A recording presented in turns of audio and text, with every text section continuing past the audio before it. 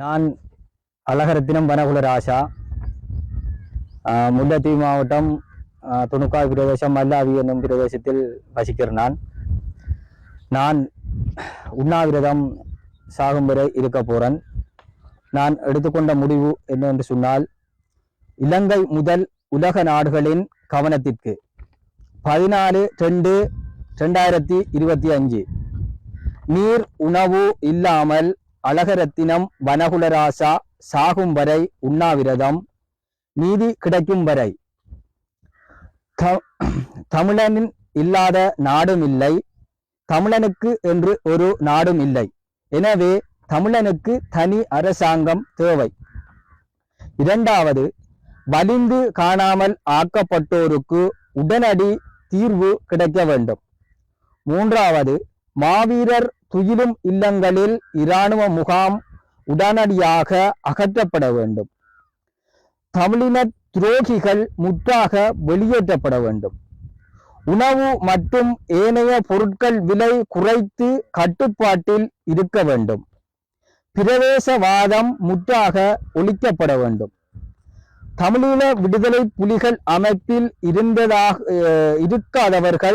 இருந்ததாக கூறி வெளிநாடு மற்றும் உள்நாட்டில் சக போராளிகளை காரணம் காட்டி பணம் வாங்கி போராளிகளை ஏமாற்றி விட்டு சுற்றுலா விடுதி அமைத்தல், தோட்டம் பண்ணை அமைத்தல், வேலை செய்யும் பணியாளர்களுக்கு சம்பளம் சரியாக வழங்கப்படுவதில்லை. எனவே அடிப்படை சம்பளமாக அவர்களுக்கு 1 மணி நேரத்துக்கு 200 ரூபாய் படி மாற்றி சம்பளம் வழங்கப்பட வேண்டும்.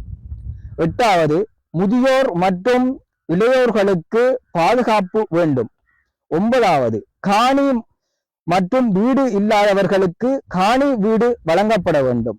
10வது, இலங்கையில் பிச்சை எடுப்பவர்களின் வீதம் அதிகரித்துள்ளது. எனவே பிச்சை எடுப்பவர்கள் என்று இலங்கையில் யாரும் இருக்கக்கூடாது. இது என்னுடைய 10 நிபந்தனையாகும். நான் இதற்கான முடிவு எனக்கு எழுத்து மூலம் மக்கள் மத்தியில் தரும் வரைக்கும் நான் சாகும் வரை உண்ணாவிரத போராட்டத்தை கைவிடப் போவதில்லை.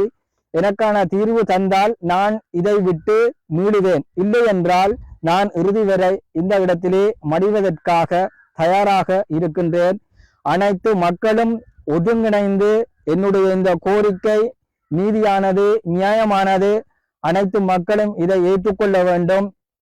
இன்று எல்லா மொழி மக்களுக்கும் ஒவ்வொரு அரசாங்கம் இருக்கின்றது, ஒவ்வொரு கட்டமைப்பு இருக்கின்றது, ஒவ்வொரு பயணச்சீட்டு இருக்கின்றது, ஒவ்வொரு ஏற்றுமதி இறக்குமதி இருக்கின்றது, ஒவ்வொரு கட்டுமான பகுதிகள், ஒவ்வொரு நிர்வாகங்கள், சந்தைகள், ஏற்றுமதி நகைகள், சகல விற்பனைகள், சகல இதுவும் தமிழனுடைய கட்டுப்பாட்டுக்குள்ள வர வேண்டும்.